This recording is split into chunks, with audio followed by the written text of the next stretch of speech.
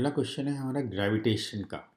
A meteorite approaching a planet of mass m in a straight line passing through the center of the planet collides with an automatic space station orbiting the planet in a circular trajectory of radius r। ठीक, r radius की trajectory में the mass of the station is 10 times the mass of मीटरॉइड। 10 m mass का एक space station orbit कर रहा है। Orbiting speed क्या हो जाएगी? √gm/r। और मान लेते हैं m मास का एक मीटरॉइड u स्पीड से चला आ रहा है और ये आपस में कोलाइड कर गए। As a result of collision meteoroid sticks in the station which goes over to a new orbit with minimum radius r/2। सबसे पहले तो ये आकर स्टिक कर गया। तो अगर ये स्टिक कर गया तो फिर एक कंबाइंड मास बन जाएगा 11 m का। तो सबसे पहले तो मोमेंटम कंजर्वेशन लगा देते हैं दोनों पॉसिबल डायरेक्शंस में। तो mu is equal to 11 m v2 और 10 m v0 पता है हमें, is equal to 11 m v1।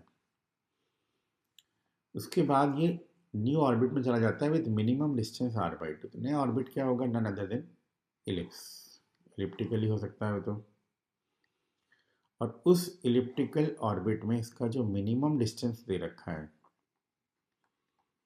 वो हमें दे रखा है r/2। मतलब वहाँ पर उसकी स्पीड सारी की सारी परपेंडिकुलर हो जाएगी।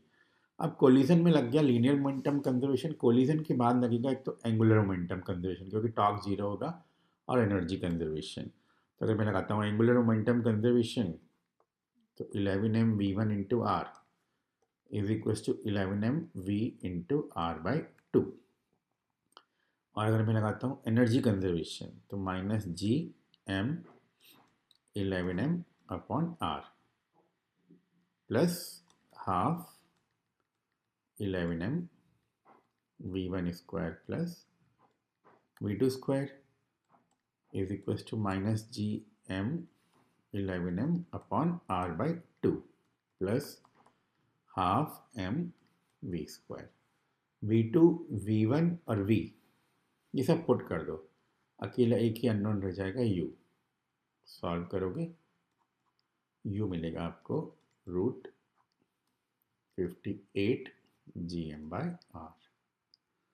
हमें दे रखा है u इज √x gm/r, मतलब velocity of meteoroid before collision, u speed जो थी इसकी।